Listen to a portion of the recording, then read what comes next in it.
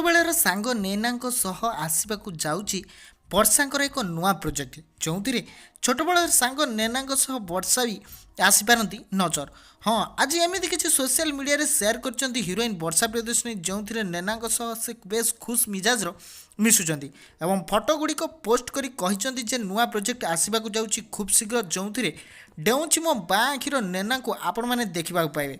ପ୍ରାୟ ବହୁ ଦିନ ପରେ ନୈନା ପୁଣି ଥରେ ବ୍ୟାକ୍ କରିବାକୁ ଯାଉଛନ୍ତି ବର୍ଷାଙ୍କ ନୂଆ ପ୍ରୋଜେକ୍ଟ ଜରିଆରେ ଏବଂ ଏଥିରେ ଶୁଣିବାକୁ ମିଳୁଛି ବର୍ଷା ମଧ୍ୟ ନୈନାଙ୍କ ସହିତ ନଜର ଆସିବେ ଏବଂ ପୁଣି ଦମଦାର ସିଲଭର ସ୍କ୍ରିନ୍ରେ ଦୁଇ ଜଣ ଓହ୍ଲାଇବେ ଏବଂ ଶୁଣିବାକୁ ମିଳୁଛି ଏହି ପ୍ରୋଜେକ୍ଟଟି ବଡ଼ ପ୍ରୋଜେକ୍ଟଟି ଏବଂ ଏହି ପ୍ରୋଜେକ୍ଟ ନିଜେ ବର୍ଷା ସମ୍ଭାଳୁଥିବା ସମୟରେ ଏକ ନୂଆ କମ୍ବ୍ୟାକ୍ କରୁଛନ୍ତି ନୈନାଙ୍କ ଜରିଆରେ।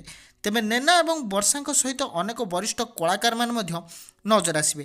ବର୍ଷା ପ୍ରିୟଦର୍ଶିନୀ ଆଗରୁ ଅନେକ ଚଳଚ୍ଚିତ୍ର ନିଜେ ପ୍ରଡ୍ୟୁସ୍ କରି ନିଜେ ସେଥିରେ ଲିଡ୍ ନାୟକ ଭାବେ ଏବଂ ନାୟିକା ଭାବରେ ଅନେକ ଲୋକଙ୍କୁ ସ୍ଥାନିତ କରିଛନ୍ତି। ଅନେକ ଚଳଚ୍ଚିତ୍ରରେ ନିଜେ ମଧ୍ୟ ଲିଡ୍ ନାୟିକା ଭାବରେ କାର୍ଯ୍ୟ ନିଭାଇଛନ୍ତି।